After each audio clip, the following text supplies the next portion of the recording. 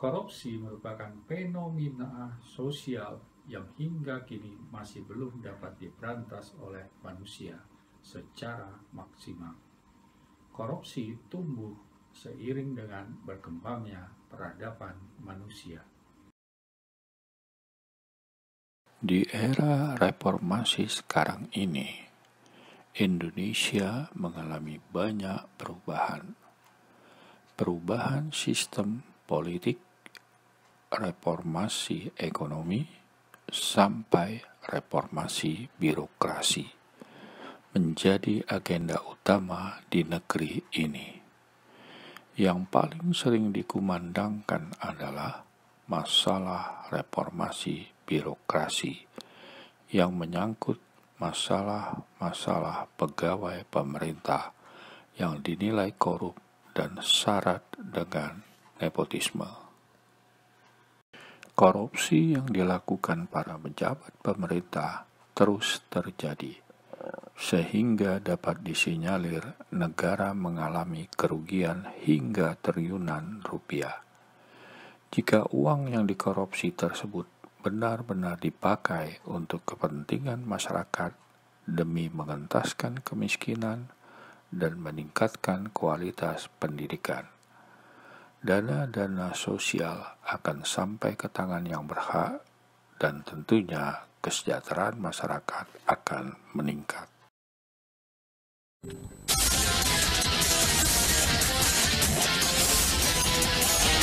Sesaat lagi Anda akan saksikan On The Spot yang dipersembahkan oleh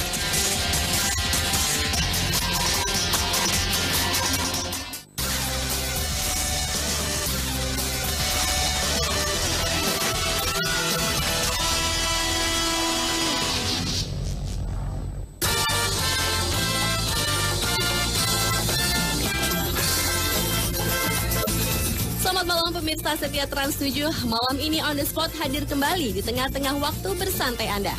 Khusus awal minggu di bulan Maret ini, On The Spot telah merangkum sederet informasi yang unik, menarik, dan juga tentang asli Indonesia yang sayang untuk dilewatkan. Di antaranya adalah 7 kasus korupsi terbesar di dunia, 7 fenomena alam langka di dunia, dan 7 orang Indonesia yang mendunia. Langsung saja kita ke informasi yang pertama.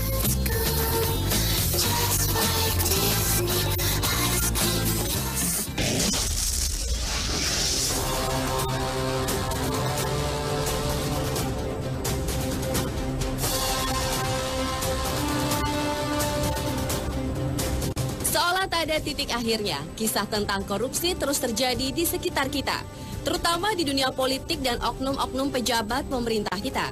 Dan kembali belakangan ini, dunia politik dan lembaga-lembaga pemerintahan Indonesia dihiasi dengan pemberitaan mengenai kasus korupsi.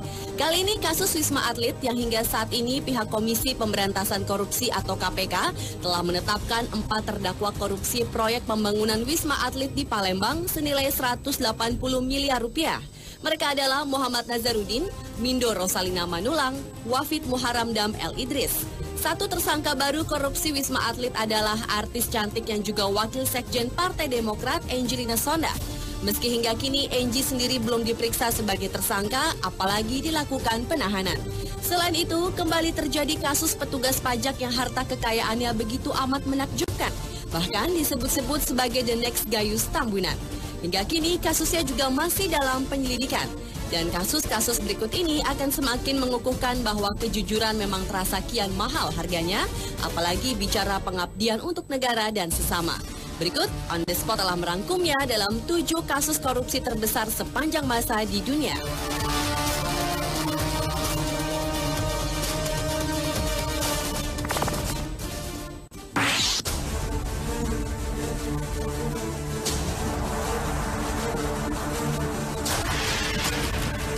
Diawali dengan kasus korupsi terbesar yang pertama yang datang dari Ferdinand Marcos, seorang pengacara yang memerintah sebagai Presiden Filipina periode tahun 1965 hingga 1986. Selama 20 tahun kekuasaannya, Presiden ke-10 Filipina itu telah menggelapkan dana publik hingga miliaran dolar melalui Amerika Serikat, Swiss, dan negara-negara lain. Pada tahun 1986, Marcos terpilih untuk keempat kalinya dalam sebuah pemilu yang diduga dipenuhi dengan kecurangan. Hingga akhirnya Marcos diturunkan dari jabatannya sebagai presiden dalam revolusi EDSA, sebuah revolusi damai di bawah pimpinan Corazon Aquino di tahun yang sama.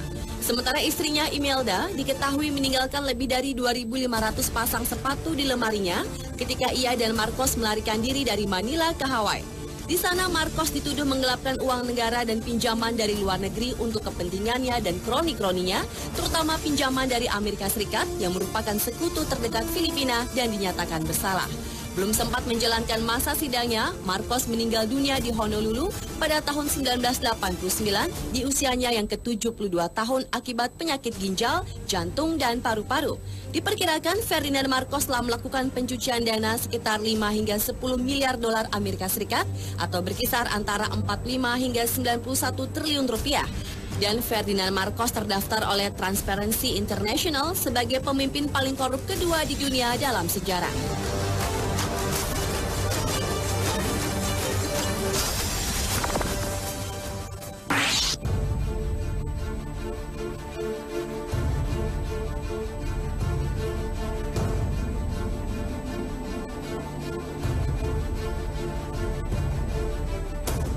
Selanjutnya adalah Slobodan Milošević, presiden ketiga Yugoslavia dan sekaligus menjadi presiden pertama Serbia ini diperkirakan melakukan korupsi senilai 1 miliar dolar Amerika atau sekitar 9 triliun rupiah.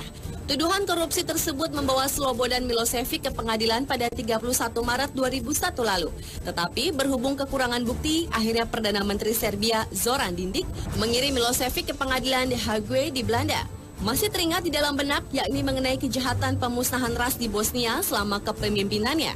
5 tahun pengadilan dan belum sempat selesai, akhirnya Milošević menghembuskan nafas terakhir di dalam selnya pada tanggal 11 Maret tahun 2006. Milošević meninggal di usianya menginjak ke-65 tahun akibat serangan jantung. Sebelumnya Milošević telah mengalami kelainan jantung dan hipertensi. Pihak The Hague, pengadilan di Belanda, menolak tuduhan pembiaran yang mengakibatkan meninggalnya Milošević. Menurut pihak pengadilan, Milošević tidak pernah mau menerima obat atau perawatan medis dari pihak The Hague.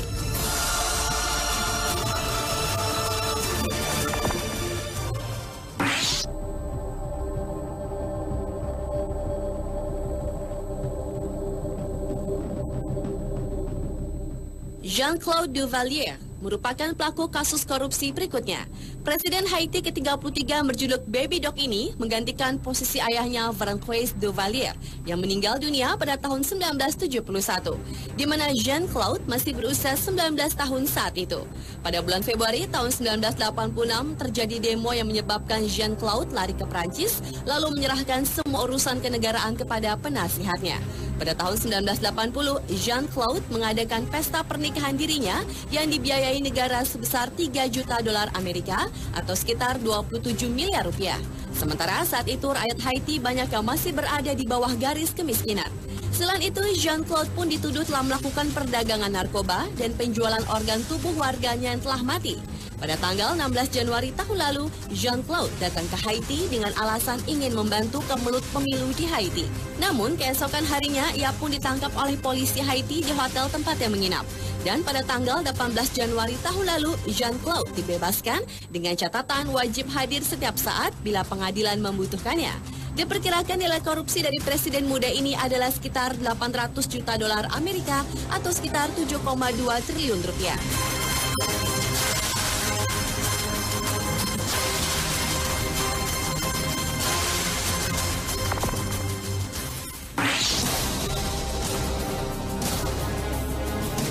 Beralih ke pemimpin negara lainnya melakukan tindak korupsi, yakni Sani Abacha. Menurut Transparansi Internasional, pemimpin militer Nigeria periode tahun 1993 hingga tahun 1998 itu telah merampok uang pemerintah senilai 5 miliar dolar Amerika atau sekitar 45 triliun rupiah, yang sama saja dengan 10% dari pendapatan tahunan Nigeria dari minyak dalam 5 tahun pemerintahannya. Menurut laporan berita di tahun 2002 lalu, keluarga Abacha setuju untuk mengembalikan 1,2 miliar dolar Amerika atau sekitar 10 triliun rupiah yang diambil dari Bank Sentral.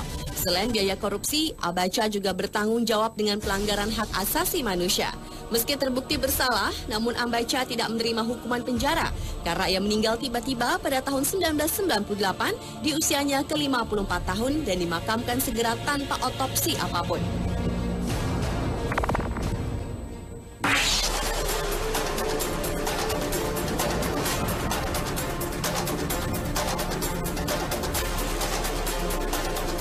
Pria paling dicari di India, Daud Ibrahim ini merupakan pimpinan dari sindikat kejahatan yang beranggotakan 5.000 orang yang beroperasi terutama di Pakistan, India, dan Uni Emirat Arab. Organisasi kejahatan tersebut bertanggung jawab atas kasus penyelundupan, narkotika, hingga pembunuhan. Buronan ini dinyatakan telah berhasil mencuci miliaran dolar melalui jaringan terselubung. Ibrahim pun juga diduga menjadi penyelenggara dan menyumbang dana untuk pemboman Mumbai di tahun 1993 dan sejumlah besar mencuci uang atas nama Osama bin Laden. Pada tahun 2003, Amerika Serikat menyatakan Daud Ibrahim adalah seorang teroris global dengan kekayaannya diperkirakan sekitar 5 miliar dolar Amerika atau sekitar 45 triliun rupiah. Meski dunia internasional mengakui kejahatan Ibrahim, namun ia tetap bebas dan keberadaannya tidak diketahui meskipun saat ini dirinya tinggal di Pakistan.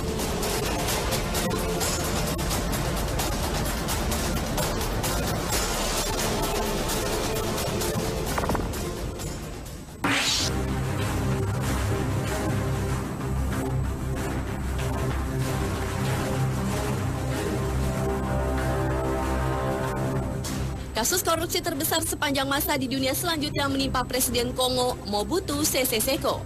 Selama menjabat sebagai orang nomor 1 di Kongo dari tahun 1965 hingga tahun 1997, Mobutu dikenal secara teratur menyewa pesawat Concorde dari Air France untuk penggunaan pribadi, termasuk perjalanan belanja ke Paris untuk diri sendiri beserta keluarganya.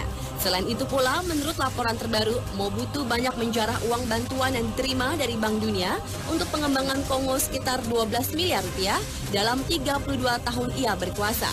Namun belum merasakan hidup di penjara, akhirnya Mobutu meninggal dalam pengasingan di Maroko di tahun 1997 saat usianya ke-67 tahun. Dan Mobutu Sese Seko adalah orang nomor 3 sebagai pemimpin negara yang paling korup dalam 2 dekade terakhir dengan menggelapkan dana sekitar 5 miliar rupiah atau sekitar 45 triliun rupiah dan sebagian besar tidak dikembalikan.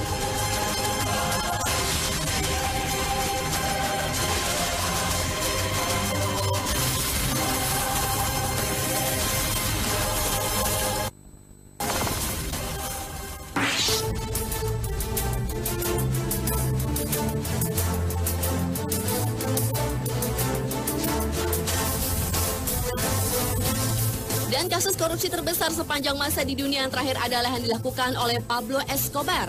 Pablo dianggap sebagai kriminal terkaya dan paling sukses dalam sejarah dunia. Pada tahun 1989, majalah Forbes menyatakan bahwa Pablo sebagai orang terkaya ke-7 di dunia dengan kekayaan pribadi yang diperkirakan sebesar 10 miliar dolar Amerika atau sekitar 91 triliun rupiah. Bahkan per minggunya Pablo menghabiskan 1.000 dolar Amerika atau sekitar 9 juta rupiah hanya untuk membeli karet gelang yang digunakan membungkus tumpukan uang-uangnya. Karena memiliki uang ilegal, maka ia menyimpan sejumlah uang tunainya di sebuah gudang. Atas kasus kejahatannya tersebut, akhirnya Pablo dijebloskan ke penjara yang sangat mewah selama beberapa bulan. Sementara di tahun 1992, Pablo melarikan diri setelah mendengar ia akan dipindahkan ke penjara lain dan akan dibunuh. Dan di tahun 1993, Pablo Escobar meninggal dunia karena bunuh diri dan ketika divisum, Pablo diperkirakan memiliki 1.000 luka tembakan di seluruh badan dan kakinya.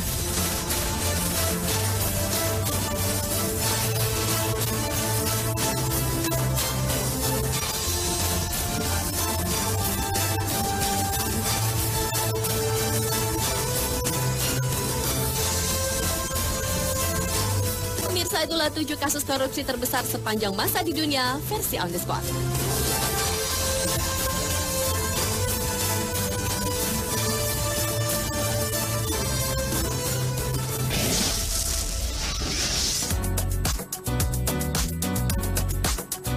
Awal tahun 2012 ini banyak kejadian yang menggemparkan dunia. Salah satunya adalah fenomena-fenomena aneh dan langka yang terjadi di alam di berbagai penjuru dunia. Sesaat lagi, On The Spot akan mengulasnya dalam 7 fenomena alam langka di dunia. Tetap di Trans 7.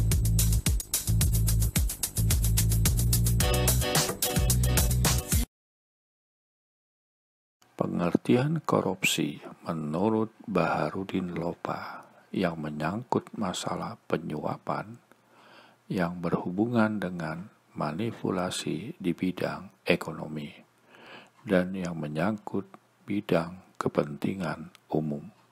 Menurut Komisi Pemberantasan Korupsi, ada 7 macam bentuk korupsi, yaitu kerugian uang negara, yaitu secara melawan hukum, melakukan perbuatan memperkaya diri sendiri atau orang lain atau korporasi. Suap menyuap, yaitu memberi atau menjanjikan sesuatu kepada pegawai negeri sipil atau penyelenggara negara dengan maksud supaya berbuat sesuatu atau tidak berbuat sesuatu dalam jabatannya. Bentuk korupsi lainnya adalah penggelapan dalam jabatan, yaitu pegawai negeri sipil yang ditugaskan menjalankan suatu jabatan umum secara terus-menerus menggelapkan, memalsukan, merusak, menghilangkan hal-hal yang berhubungan dengan jabatannya. Bentuk-bentuk korupsi lainnya yaitu pemerasan, perbuatan curang, benturan kepentingan dalam pengadaan, dan gratifikasi, yaitu pemberian sesuatu yang berhubungan dengan jabatannya. Secara umum, faktor penyebab korupsi terdiri dari 2 faktor, yaitu faktor internal dan faktor eksternal. Faktor internal terdiri dari 2 aspek, yaitu aspek perilaku individu dan aspek sosial. Faktor eksternal terdiri 4, yaitu sikap masyarakat terhadap korupsi, aspek ekonomi, aspek politik, dan aspek organisasi. Faktor internal terdiri dari aspek perilaku individu, yaitu sifat tamak, moral yang kurang kuat, serta gaya hidup yang konsumtif. Untuk aspek sosial, faktor lingkungan keluarga dapat menjadi pendorong seseorang untuk berperilaku koruptif. Faktor eksternal terdiri dari aspek sikap masyarakat terhadap korupsi. Contoh, nilai-nilai budaya masyarakat yang mendukung terjadinya korupsi. Pandangan masyarakat bahwa korban kerugian korupsi adalah negara. Masyarakat kurang menyadari bila dirinya terlibat dalam perilaku korupsi. Masyarakat kurang menyadari bahwa korupsi dapat dicegah dan diberantas apabila masyarakat ikut andil dalam pemberantasan korupsi. Faktor eksternal lainnya dari penyebab korupsi adalah aspek ekonomi, contohnya adalah desakan masalah ekonomi. Aspek politis, contohnya politik uang dalam pemilu. Aspek lain dari faktor eksternal adalah organisasi. Contohnya, kurang adanya sikap keteladanan pemimpin, tidak adanya budaya organisasi yang baik, kurang memadainya sistem akuntabilitas, kelemahan sistem pengendalian manajemen, serta lemahnya pengawasan.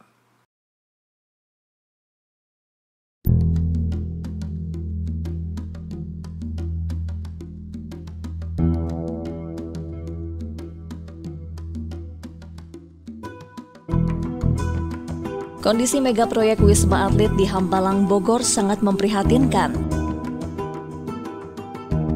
Proyek era pemerintahan Susilo Bambang Yudhoyono yang bernilai 2,5 triliun itu mangkrak akibat KPK menemukan kasus korupsi.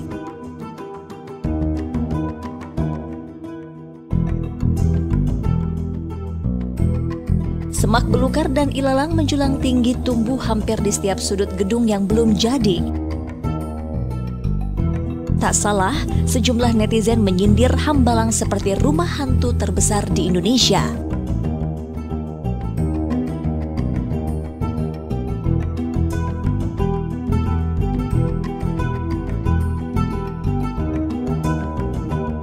Kemarin, Presiden Jokowi sudah meninjau Wisma Atlet ini.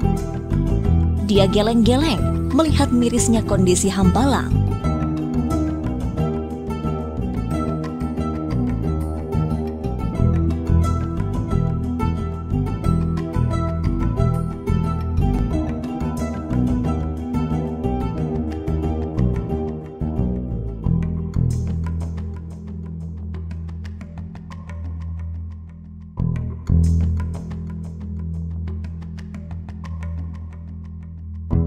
Dari Bogor, Jawa Barat, tim video merdeka.com melaporkan.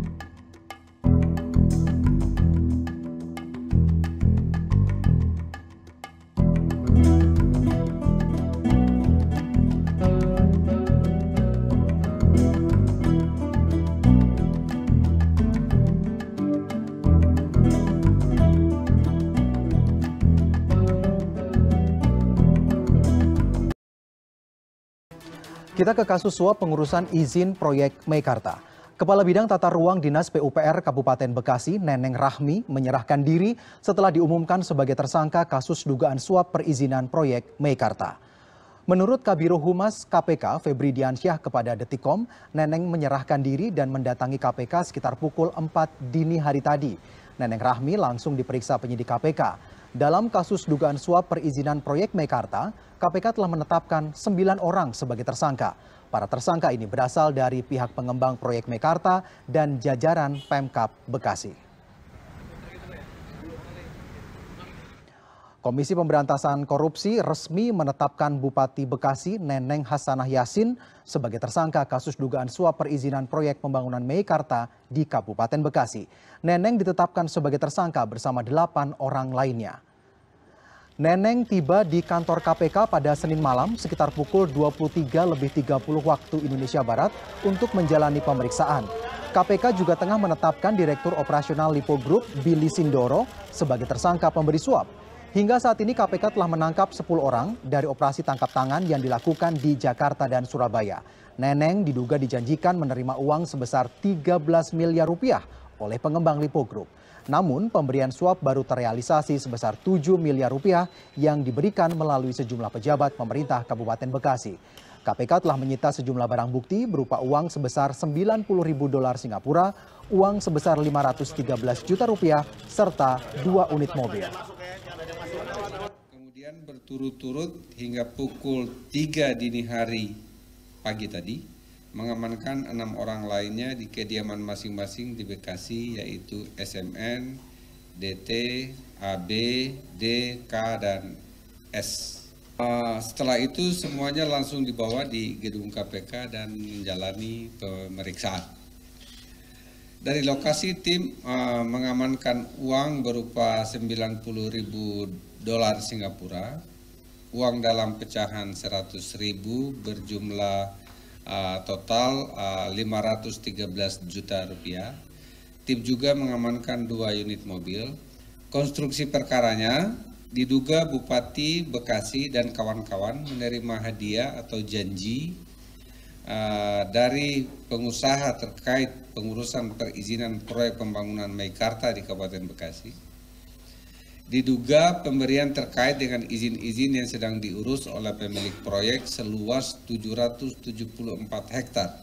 Pemberian dalam perkara ini diduga sebagai bagian dari komitmen fee fase proyek pertama dan bukan pemberian yang pertama dari total komitmen 13 miliar. KPK menetapkan Bupati Bekasi Neneng Hasanah Yassin terlibat dalam kasus suap perizinan proyek pembangunan OTT Meikarta. Selain Neneng, sebelumnya KPK telah menangkap 6 orang pejabat Pemkab Bekasi dan sejumlah orang dari Lipo Group. Dan berikut ini adalah orang-orang yang telah ditetapkan sebagai tersangka yang kami lansir dari laman detik.com. Petugas KPK menangkap 4 pelaku pemberi suap proyek izin Meikarta, yaitu Billy Sindoro, Direktur Operasional Lipo Group, Taryadi, Konsultan Lipo Group, Fitra Jaya Purnama sebagai Konsultan Lipo Group, dan Henry Jasman sebagai pegawai Lipo Group. Dan selain pelaku dari Lipo Group, petugas KPK juga menangkap pejabat pemerintah Kota Bekasi penerima suap. Di antaranya adalah Neneng Hasanah Yasin, Bupati Bekasi, kemudian Jamaluddin sebagai Kepala Dinas PUPR Kabupaten Bekasi, Sahat MBJ Najor sebagai Kepala Dinas Pemadam Kebakaran Pemkab Bekasi, Dewi Tisnawati, Kepala Dinas DPMP TSP Kabupaten Bekasi, dan Neneng Rahmi, Kepala Bidang Tata Ruang Dinas PUPR. Kelimanya diduga menerima realisasi pemberian hingga saat ini sekitar 7 miliar rupiah. Kasus suap izin pembangunan proyek Meikarta telah menyeret 9 nama tersangka pejabat dari Pemkab Bekasi dan juga pejabat Lipo Group. KPK sendiri telah menyelidiki dugaan suap proyek Meikarta sejak 2017 silam. Wakil Ketua KPK Laude M. Syarif mengatakan penangkapan dilakukan di 2 tempat berbeda. Dan berikut ini adalah lini masa kronologi penangkapan kasus Meikarta. Minggu 14 Oktober 2018, pukul 10:58 waktu Indonesia Barat, KPK mengindikasikan adanya penyerahan uang dari konsultan Lipo Group bernama Taryudi kepada NR. Keduanya berpisah dengan mobil masing-masing usai serah terima uang. Pukul 11.05, petugas KPK menangkap Taryudi di perumahan klaster Bahama, Cikarang usai penyerahan uang. Tim KPK menemukan $90.000 Singapura dan 23 juta rupiah di dalam mobil Taryudi. Di waktu yang hampir bersamaan, tim KPK juga menangkap konsultan Lipo Group bernama Fitra Jaya Purnama di Surabaya. Fitra langsung diterbangkan usai ditangkap untuk proses pemeriksaan. Pukul 13, KPK menangkap Kepala Dinas PUPR Pemerintah Kabupaten Bekasi Jamaluddin di sebuah gedung pertemuan di Bekasi. Pukul 15.49, tim KPK menangkap pegawai Lipo Group Henry Jasman di Bekasi. Senin 15 Oktober 2018 hingga pukul 3 dini hari, tim KPK menangkap 6 orang pejabat pemerintah Kabupaten Bekasi lainnya di kediaman masing-masing di daerah Bekasi. Mereka adalah Kepala Dinas Pemadam Kebakaran Pemkab Bekasi, Sahat MBJ Nahor, Kepala Dinas Penanaman Modal dan Pelayanan Perizinan Terpadu Kabupaten Bekasi, Dewi Tisnawati, Kepala Bidang Dinas Pemadam Kebakaran Kabupaten Bekasi, Asep Bukhori, mantan Kepala Dinas Lingkungan Hidup Kabupaten Bekasi, Daryanto, staf DPM TSP Kasimin, dan Kepala Bidang Penertiban dan Bangunan Dinas DPM TSP Sukmawati. Bupati Neneng Hasanah Yasin adalah pejabat terakhir yang diciduk KPK. Sementara Kepala Bidang Tata Ruang Dinas PUPR Kabupaten Bekasi, Neneng Rahmi, menyerahkan diri Selasa pagi.